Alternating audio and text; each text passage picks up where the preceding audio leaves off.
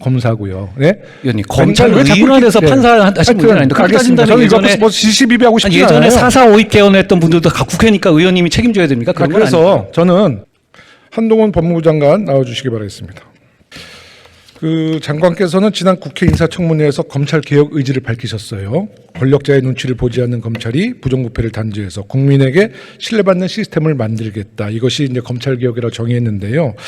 지금 이제 언론의 주목을 많이 받고 계신데 한동훈표 검찰 개혁은 눈에 띄지가 않습니다. 지금 검찰 개혁이 필요합니까? 저는 검찰의 임무는 다 제가 말씀드린 것은 제도 개선을 중심으로 말씀드린 것은 아니고요. 사건을 정확하게 법과 원칙에 따라 처리하는 것이 검찰 개혁의 핵심이라고 생각합니다. 노력하고 있습니다. 물론 이게 부족한 점이 많이 있다는 지적에 대해서 제가 공감하고요. 더 노력하겠다는 말씀드리겠습니다. 네, 그 권력자의 눈치를 보지 않는다고 하셨는데 저는 권력자의 눈치를 상당히 보고 있다고 보고요. 검찰이 부정부패를 단죄한다. 여기도 선택적 수사로 부정부패를 단죄하고 있다고 봅니다. 수사를 잘할 때는 너무 잘해요. 근데 안 할 때는 너무 안 합니다. 그래서 제가 대표적인 사건을 몇 개 소개하면서 검찰개혁이 이루어지지 말씀해 않고 주시면 제가 네네 근본적인 원인을 짚어보고 제 나름대로 대안도 좀 제시해 볼게요. 여러 번 답변했던 내용이 있어서 조금 지루한 면도 있지 않지만 이게 국민들께서 의문을 갖고 또 국민들께 보고 드린다는 자세로 좀 말씀해 성실히 주시면 임해주셨으면 잘 좋겠습니다. 2018년도 법무부는 성희롱 성범죄 실태조사를 한 바가 있어요. 알고 계신가요? 2018년도. 매우 충격적인 결과가 나왔는데요. 그 당시 여검사 70.6%가 성희롱 성폭력 피해 경험이 있다는 결과가 나왔습니다. 혹시 내용은 좀 들어보셨죠? 뭐 책임지실 입장은 아니시지만. 제가 요 말씀 해주신다는 말씀 미리 듣지 못해서 구체적인 부분을 확인 못했는데요. 그런 식의 보도를 본 기억은 네. 있습니다. 이게 아마 후속 조치도 별로 이루어지지 않은 것 같고요. 당시 제가 초선 국회의원에서 운영위원회 때 질의를 했는데 국가인권위원회가 이 문제를 검찰에 고발을 못했어요. 왜냐? 검찰이 연루된 사건이 있기 때문에 검찰에 고발하는 것이 고양이에게 생선을 맡기는 격이고 또 국가인권위원회 법을 보니까 이 검찰 관련된 사건을 꼭 검찰총장 앞으로 고소를 하게 돼 있더라고요. 그래서 이 관련된 법안도 제가 냈으니까 이럴 경우에 이제 기타 수사기관에서 수사를 할 수 있도록 이 법도 우리 법무장관으로서 좀 검토해 주시기 바라겠습니다. 제가 잘 챙겨보겠습니다. 근데 이제 많은 국민들이 그래요. 이 법이 너무나 충격적인 거잖아요. 사회의 정의를 세우는 검찰에서 여검사 70.6%가 성희롱 성폭행의 경험이 있다. 근데 많은 국민들은 이렇게 얘기합니다. 만약에 검찰이 아니라 다른 정부 부처나 기업에서 여성 공직자들이 70.6% 강간당했다. 검찰이 이거 바로 강제 수사해서 범인 색출했을 거예요. 근데 검찰이 연루되니까 이 사건을 적극적으로 수사 안 했다. 이런 국민들의 법감정과 이 바라보는 시선이 있다는 것은 분명히 알아주셨으면 좋겠습니다. 70%가 강간당했다 이렇게 답은 안 했을 겁니다. 성폭력, 성추행입니다. 성폭력 안에는 그 부분이 포함되어 있는 걸로 알고 있습니다. 굉장히 충격적이죠. 내용이. 말씀하십시오. 그러니까 굉장히 충격적이죠. 이런 일이 있었고 절대 있어서는 안 되는 일이라고 그러니까 충격적이지 않습니까? 네. 말씀하십시오.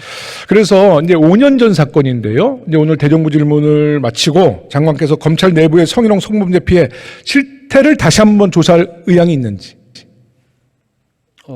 중요한 부분이고 위원님께서 이렇게 친히 지적해 주시니까 저기한테 한번 잘 챙겨보겠습니다. 중요한 부분이라고 생각합니다. 네, 꼭 좀 챙겨주시고. 그렇게 하겠습니다. 뭐 워낙 유명한 사건이죠. 서지현 이문정 검사 사건이죠. 이제 검찰 조직 문화의 대표적인 피해자. 이문정 검사 사건은 성폭력하고 아니요. 관계가 그러니까 없는데. 그건 좀 들어보세요. 네.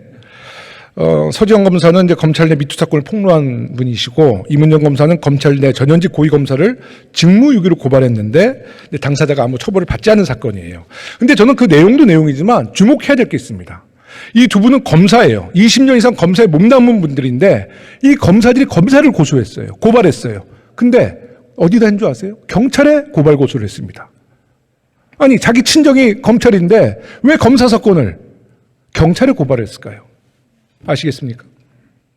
그 개별 생각이 있을 것 같은데요. 그 이후에 그분들이 했던 사안들 자체가 최종적으로 대법원 판결을 보면은 꼭 그분들이 말씀하신 대로 결론이 나지는 아니요. 않았다는 그러니까 점도 저는 고려하셔야 될 것 같습니다. 저는 오늘의 이제 주목할 건 내용이 아니라 왜 검사들이 이 범죄 요건이 잘 갖춰졌기 때문에 고발 고소를 하셨을 텐데 근데 왜 이것을 검찰에 하지 않고 왜 경찰에 고발 고소했냐는 거예요. 혹시 그 뜻을 알겠습니까? 강력 사건이라 이런 건 경찰에 고소 고발 많이 합니다. 그거는 본인들도 아는 저도 거예요. 검사들이 검찰에 연루된 고발한 사건을 적이 있는데. 검사들이 적극적으로 수사를 안 하기 때문입니다. 그래서 이 사건은 이문정 검사 사건은 뭐 경찰한테 조사를 맡겼는데 9차례 저 부산지검에다가 뭐 자료 요청 다 무시당하고요. 결국은 경찰청에서 3번의 압수수색 요청했는데 다 거절해가지고 사실 무혐의 나온 거예요. 근데 이제 이런 문제에 대해서 저는 시시비비 싸우고 싶지는 않고요. 이런 문제점이 있다 이런 말씀을 드립니다. 잘 참고하겠습니다. 뭐 김학의 사건도 좀 말씀을 드릴게요. 뭐 9년 만에 이제 무죄 확정 판결 받았는데요. 근데 장관께서도 이 사건 관련돼서 전혀 동정가지 않고 비난받아야 마땅한 일이라고 이제 말씀하셨습니다. 그렇게 생각합니다. 저도 같은 생각인데요. 그런데 이제 이런 사람들이 무죄를 받았는데 사실 이 무죄 받은 판결문을 보면 거의 공소시효로 빠져나갔고 심지어는 검사들이 증인을 회유했을 가능성이 있다라는 황당한 이유가 적시되어 있었어요. 네. 어떻게 생각하십니까 이런 문제? 제가 판결문을 보지 못했는데요. 그 사안 자체는 또 이런 평가를 해주실 수 있을 것 같습니다. 여러 차례 보면서 그 문재인 대통령께서 직접 공소시효와 무관하게 수사라는 말씀까지 하셔서 검찰이 굉장히 강력하게 수사했던 사안이고요. 그러다 보니까 이 시일이 많이 지난 상태에서 수사하다 보니까 여러 가지 한계점은 있었을 것 같아요. 다만 그분이 했던 일이라든가 그런 걸 좀 추호도 이게 비호하거나 그런 생각은 없습니다. 아니 근데 그렇게 얘기하면 국민들의 공감을 이해를 못하는 겁니다. 첫째, 김학의 사건은 2012년도에 경찰이 착수한 사건이에요. 당시에 그 특수강간들 10개의 혐의로 기소 의견으로 송치를 했어요. 근데 그때 여러 가지 압수수색 다 방해를 해가지고 이 사건은 무혐의 준점이에요. 그때 수사 제대로만 했었어도 공소시효를 이렇게 적용시키지 않았을 거고요. 두 번째는 전 국민이 웃었던 그 비디오 영상에 나왔던 그 김학의의 영상을 특정할 수 없다라고 얼마나 많은 시간을 끌었습니까? 그런 것들이 국민들이 볼 때는 법리적으로 깊이는 없어도 국민들이 볼 때는 야 이거 완전히 검찰이 장난쳤구나. 검사 사건은 검사들이 이렇게 뭉개는구나라고 비판받았던 사건이기 때문에 이런 자리에서 장관께서는 사실 국민들의 눈높이를 좀 맞춰줬으면 좋겠다 이런 말씀을 드립니다. 10여 년이 지난 사안에 제가 관여하지 않은 부분이긴 합니다만 아쉬운 점이 많았다는 부분. 그렇죠. 그리고 저희 성찰해야 할 부분이 있다는 점을. 누군가는 그러더라니까요. 김학의 사건의 그 영상이 만약에 국회의원이었으면 한동훈 장관이 정광석화처럼 잡아 넣었다는 거예요. 국회의원이 그 영상에 나왔다면 그런 영상에. 안 그랬을 겁니다. 하여튼 그런 국민들의 공분이 있다는 거. 검찰의 봐주기 수사 결정판은 윤석열 대통령 장모 최은수 씨 사건이에요. 이 사건도 뭐 사실 간단한 사건입니다. 자격이 없는 최 씨가 요양원을 불법 운영하면서 요양급여를 부정수급한 혐의로 재판에 넘겨진 사건인데 작년에 대법원에서 무죄 판결이 나왔죠. 국민들이 공분하고 있습니다. 그 이유는 판결문을 보면 검사가 제출한 증거들만으로는 범죄 혐의가 충분히 증명됐다고 보기 어렵다. 증거 불충분이에요. 그런데 저는 이 문제는 이렇습니다.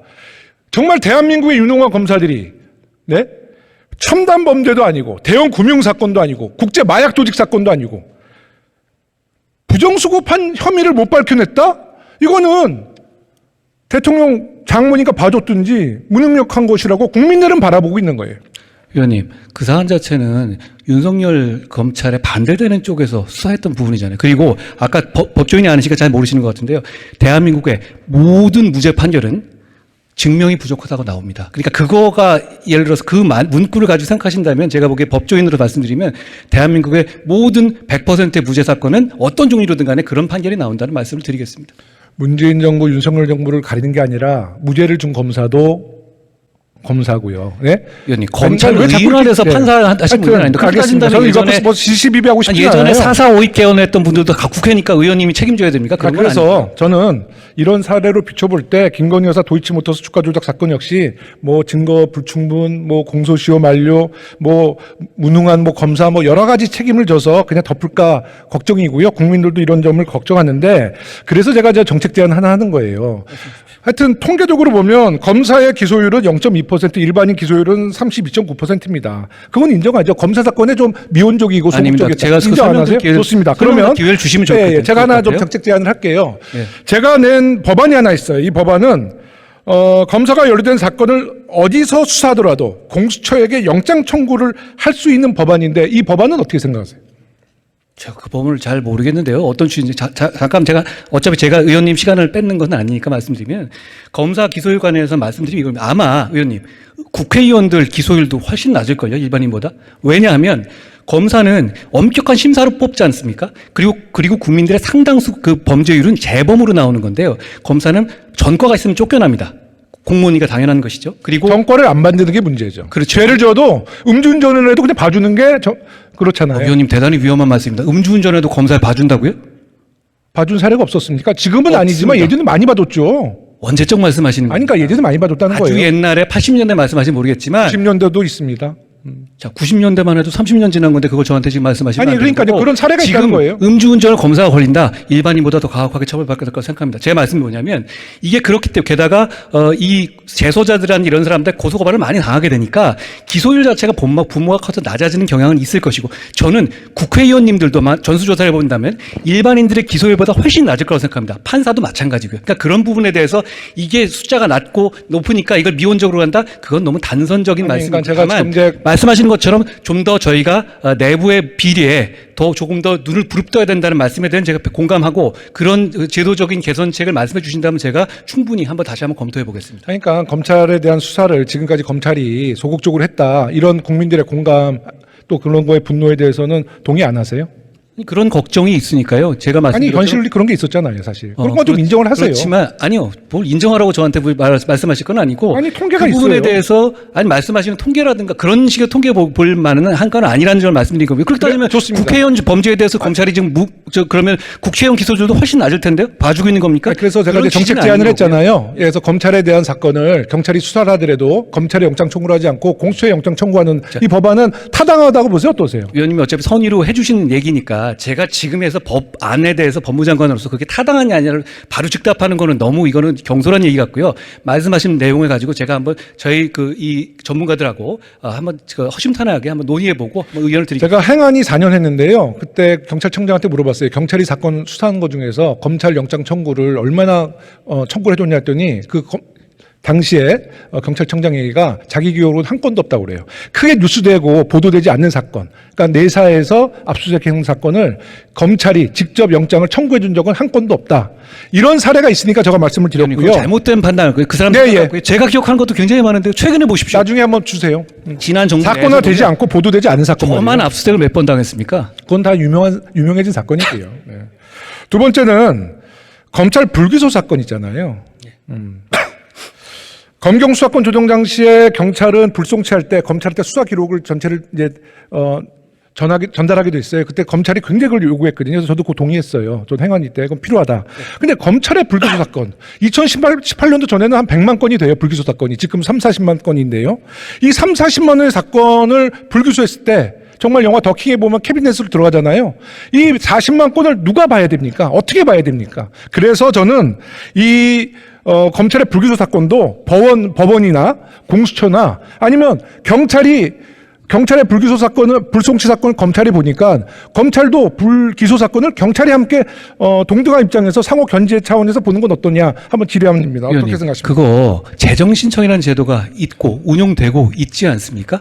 그리고 오히려 지난 검수완박법 개정으로 고발인 이의 신청을 폐지한 게 더 문제입니다. 아예 지금 말씀하신 정도를 루폴로 생각하신다면 아예 이만큼이 이 루폴이 있는 거예요. 그럼 이 부분을 먼저 개선하는 게 우선이라고 생각하고 말씀하신 부분은 재정 신청 제도가 거의 대부분의 범죄에 적용되고 있다는 점을 간과하신 말씀이라고 생각합니다. 재정 신청이 1년에 3, 40만 건의 불기소 사건 중에서 재정 신청이 14,000건 들어오고요. 공소 제기가 고작 0.6% 80건입니다. 국민들한테 전혀 혜택이 안 됩니다. 하여튼 제가 마무리 발언을 좀 하겠습니다. 제가 3일 동안 국회 대정부 질문을 지켜보면서 한동훈 장관이 문재인 정부와 더불어민주당의 강한 적개심을 갖고 있구나. 저는 굉장히 안타깝게 생각합니다. 법무부 장관이 야당의 적개심을 갖고 있다고 생각하는 저만의 생각이 아니라 전 국민들이 다 공감하고 있는데요. 그러면 검찰에서 야당을 수사할 때 그 사건이 공정하다고 생각하겠습니까? 그래서 저는 한동훈 장관께서 감정이 상한 일이 있었더라도 이 적개심은 제발 좀 적개심은 제발 버리시기 좀 바라겠고요. 우리 민주당의 역사 잘 아시죠? 우리 예. 민주당의 역사는 밟으면 밟을수록 일어나고요. 탄압하면 탄압할수록 강해지는 정당입니다. 의원님께서 저한테 제가 어차피 그 대화를 하시는 과정에서 저한테 굉장히 좋은 말씀 해주셨고 제가 진심으로 다시 한번 생각해 볼 거라 말씀을 드립니다만 저는 민주당에 적개심이 없다는 말씀을 드립니다. 이 비디오 탭을 돌려보시면 오히려 민주당이 저한테 너무 적개심을 드러내시는 것 같고요. 저는 그런 생각이 없고 오히려 저는 제 인생을 보시면 아시지만 제 인생의 검사의 어떤 화양연화는 문재인 정권 초반기의 어떤 그 수사들일 겁니다. 그 당시에 저를 굉장히 응원해 주셨고 열렬히 지지해 주셨던 걸 기억합니다. 저는 그때와 지금 달라지는 게 없습니다. 말씀하신 것처럼 오해가 있으시면은 저는 서로 풀었으면 좋겠다는 생각이 들고 그런 적개심을 제가 갖고 있지 않다는 걸 명확하게 다시 한번 말씀드리겠습니다. 말씀하신 취지는 오늘 제가 여러 가지 메모했는데요. 그 정책 재원 같은 건 제가 한번 진짜 진지하게 진영을 넘어서서 한번 고민해 보겠습니다. 고맙습니다. 법무장관 나와 주시기 바랍니다. 예, 최근 국내로 송환된 김성태 쌍방울 전 회장이 검찰 조사에서 2019년 북한에 총 800만 달러를 송금했다고 진술한 게 있습니다. 김성태 전 회장은 또 이 돈이 경기도의 대북 사업 또는 당시 도지사였던 이재명 민주당 대표의 방북을 위한 비용이었다는 취지로 설명했다고 보도된 바 있습니다. 그러니까 이재명 대표는 기자들과 만난 자리에서 아마 검찰에 신작 소설이 나온 것 같아라고 이야기했는데 장관 어떻게 생각하십니까? 수사받는 사람이 방어하기 위해서 뭐 여러 가지 수사법을 쓸 수 있는 문제라고 생각하고요. 거기에서 제가 특별히 드릴 말씀은 없습니다. 이재명 대표의 주장은 김성태 전 회장의 대북 송금 관련한 검찰에서의 진술이 가짜 뉴스라는 것 같은데 가짜 뉴스에는 주장과 혐의만 있지만 진짜 뉴스에는 증거와 근거가 있습니다. 진술과 그를 뒷받침하는 증거가 있는데 왜 가짜 뉴스인지 궁금합니다. 진짜 가짜 뉴스는 따로 있습니다. 가짜 뉴스라는 용어는요, 처음에는 그 레거시 미디어, 이른바 정통 언론사라고 해석되는 이 회사가 의도적으로 하는 편파 왜곡 보도를 일컬었는데 이제는 그 범위가 확장돼서 개인이 SNS를 통해서 뉴스 형식으로 전하는 허위 주장까지 포함되게 됐어요. 이것은 사실 따지고 보면 거짓말이지 뉴스와는 전혀 관계가 없습니다. 그런데 뉴스라고 하니까 마치 공적 신뢰가 있는 것처럼 비춰서 폐해가 심각합니다. 사이버 명예훼손과 모욕범죄 발생 건수는 2017년 13,348건에서 2022년 29,258건으로 늘었고요. 명예훼손이나 모욕범죄 피해자는 초기에는 정치인, 연예인 등 공인이 주 대상이었지만 갈수록 일반 여성과 아이들까지 무차별로 확산돼서 심각성을 더하고 있습니다. 그런데 근거율은 73.1%에서 62.3%로 크게 낮아졌습니다. 과학기술 발달이나 이 범죄 행태가 노출돼서 익숙해지면 근거가 쉬워야 될 텐데 왜 근거율이 낮아졌습니까?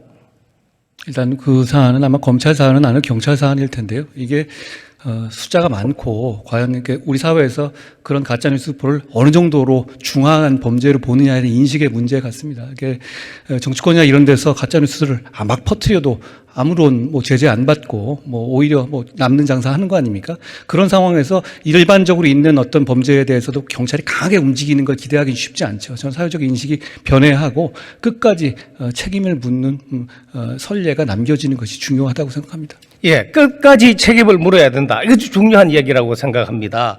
사실관계 확인이 어렵다는 데 기대어서 허위 주장, 거짓 정보로 명예훼손을 하거나 정치적 이익을 얻으려고 하는 것은 죄질이 아주 나쁜 행위이고 결과적으로 국론 분열 등 심각한 피해를 낳고 있습니다. 이런 짓 하는 게 도대체 누굽니까? 그런 일이 현상적으로 많이 벌어져 있고요. 제가 아까도 말씀드렸지만, 제가 뭐 괜히 뭐 너무 집착하는 것 같지만, 저에 대해서 제가 뭐 윤도현 노래 부르면서 그랬다는 얘기 있지 않습니까? 아직 국민들의 상당수 그걸 믿고 있고, 민주당이 그 최고위원회에서 그걸 상영까지 했고, 문제가 드러나면 사과하신다는 말씀을 했지만 아무도 저한테 사과하지 않고 있습니다. 저는 이러고 그냥 넘어갈 건지 다시 한번 여쭤보고 싶습니다. 이런 거는 적어도, 공당 차원에서, 제가 김의겸 의원님 사과를 바라는 건 아니거든요. 공당 차원에서 사과는 하고 넘어가야지, 이러고 그냥 넘어갈 수는 없는 거 아닌가 하고 생각하고 다시 한번 공개적으로 민주당의 사과를 요구합니다. 예, 이와 관련해서 신문 칼럼의 한 대목을 제가 인용하겠습니다. 예. 주로 정치꾼이나 SS 선동가 또는 장사꾼이다. 굳이 이름이나 사례를 명시하지 않아도 누구인지 알만한 사람은 다 안다.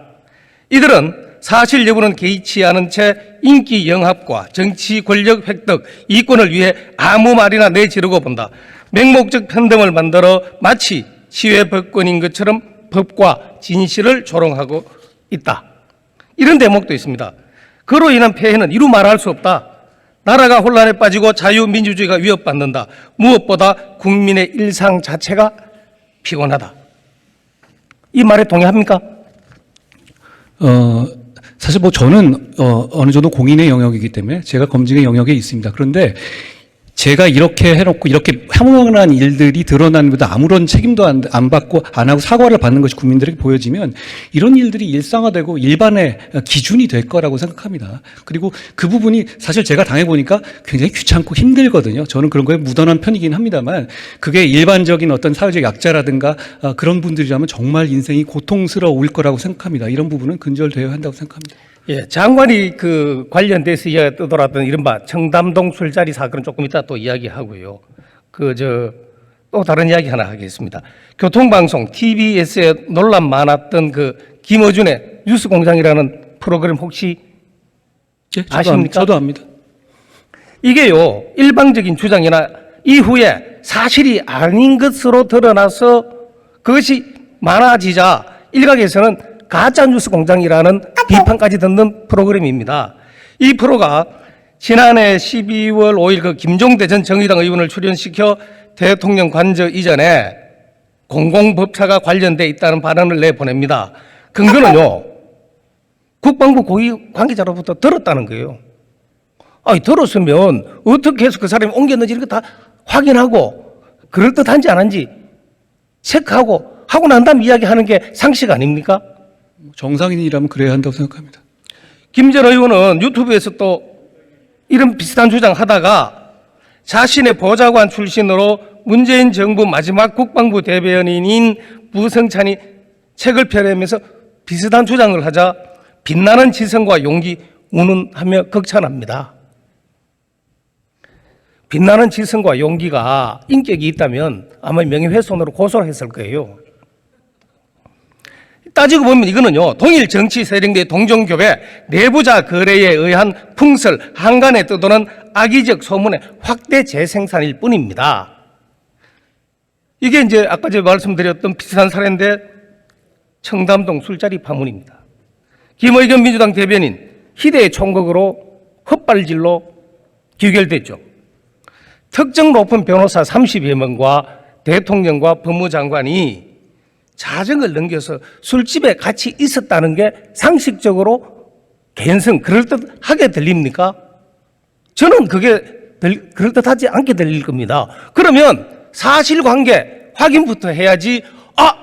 이거는 정체적 상대방을 심하게 타격을 줄 수 있구나, 그 생각만 하고 이렇게 그러는 게 이게 올바른 자세냐. 그것도요, 김의겸 의원은요, 참 동료 의원 이름 거론해서 죄송합니다만은 팩트 전달을 업으로 한다는 기자 출신입니다. 부끄러운 일이에요.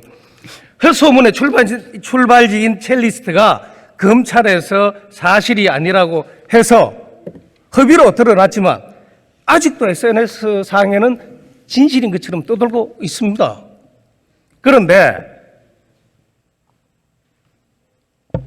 가짜뉴스 퍼뜨린 사람은 어떻게 됐습니까? 잘못된 행위를 하면 처벌받아야 되는데 요즘 표현으로 돈줄 났습니다. 정치인은 그 일이 있은 후 김의겸 대변인입니다. 후원금 한도 곧 채웠습니다. 그리고 허위사실 전한 유튜브 매체 엄청난 후원금 들어왔다는 보도도 있었습니다. 이게 정상이에요. 김의겸 의원 이제 이 이야기를 장관이 전에 이야기를 하니까 그 소송을 당하고 난 다음에 했다라고 변명을 하는데 참 그것도 우스운 이야기입니다. 범죄를 줄이는 가장 유력한 방법은 범죄의 이익을 없애는 것이라는 검언이 있습니다. 그런데 우리 사회는 오히려 대박이 나요. 특히 가짜뉴스 관련해서는. 가짜뉴스 피해자는 자신의 결백을 입증하기 위해서 소송 비용해야죠, 시간 보내야 되죠. 부담을 안을 때 가해자는 오히려 경제적 큰 이득을 보는 현실, 바로 잡아야 한다 생각하는데 장관 생각 어떠세요? 당연한 말씀이고요. 가짜뉴스를 퍼뜨리는 것은 범죄인데 그 범죄를 저지르는데 아무런 위험성을 느끼지 않는 풍토가 되고 있는 겁니다. 아까 말씀하셨다면 저는 술도 안 마시거든요. 그런데 대한민국 국민의 한 20, 30%? 어쩌면 더 될지도 모릅니다. 제가 청담동 술자리에서 7월 19일 날 새벽에 윤도현 노래 부르면서 첼리스트 반주로 김앤장 30명 모였다라는 거 믿고 계시는 거거든요. 그거 변할 것도 아니고. 그러니까 저는 그 가짜뉴스를 퍼뜨린 사람과 여기에 올라탄 민주당은 남는 장사를 하고도 남았다고 봅니다. 아무도 처벌받지 않고 있죠. 오히려 저만 대한민국의 20% 30%가 제가 그랬다는 사람으로 전염된 것이고요. 저는 이 부분은 끝까지 당연히 이 인내심을 가지고 끝을 봐야 한다고 생각하고요. 저는 대한민국 국회가 헌법이 만들어진 이후로 면책특권 조항은 단 한 번도 빠진 적이 없습니다. 이러라고 만들어진 조항 아니라고 생각합니다. 거짓을 말해서 나쁜 짓을 해서 이익을 보는 사회는 정상적인 올바른 사회가 아니다.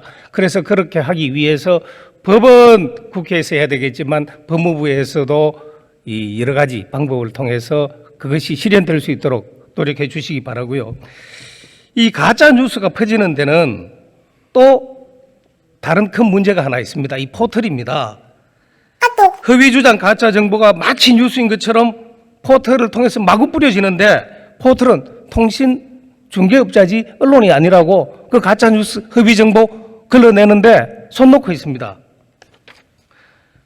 물론 언론은 아니라고 하고 또 그 문제는 입법에서 향후 해결해야 할 문제지만 당장 피해자가 발생하는데도 사회 문제가 되는데도 최소한의 선량한 관리자로서의 책무도 하지 않는다는 것은 저는 포털에 문제가 있다고 봅니다.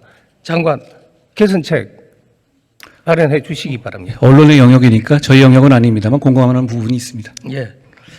그리고 지금 검찰에서 수사하고 있는 종편 재승인 점수 조작 의혹 사건 알고 있죠? 그 수사가 진행되고 있는 것으로 알고 있습니다. 예. 검찰에서 수차례 압수수색 영장과 구속영장 청구하고 법원이 발부한 것 보면 피의 사실이 진실일 가능성이 높아 보입니다. 재판에서 만약 점수 조작에 대한 유죄 판결이 확정될 경우 피해를 입은 언론사 손해배상 청구할 수 있나요? 정부의 불법 행위로 인해서. 일반론으로 말씀드리면 정부가 업무를 하는 과정에서 고의과실로 피해를 입은 경우 국민 모두 국가배상을 청구할 수 있습니다. 이번 점수 조작 사건으로 인해서 특정 방송사에 대해서 방송의 공적 책임 공정성이 떨어진다는 인식이 퍼질 수 있고요. 이로 인해서 언론사 방송사로서 평판은 떨어지고 또 아마 그 회사 임직원들은 엄청나게 스트레스, 정신적 피해를 고통을 느꼈을 겁니다. 그래서 그 국가배상법 제2조 1항 민법 제750조 민법 제751조에 따라서 손해배상 책임을 질 수도 있다고 보는데 만약 그렇게 된다면 방송 장악을 위한 특정 정권의 불법 행위로 국민들의 혈세가 쓰이는 꼴이 됩니다. 이거 저는 구상권 청구해서 국민들의 세금이 헛되이 쓰이는 거 막아야 된다 생각하는데 어떻게 생각하세요? 역시 일반론입니다. 국가배상을 하는 경우에 고의 중과실이 입증되는 경우라면 정부는 구상권을 행사해야 하는 겁니다.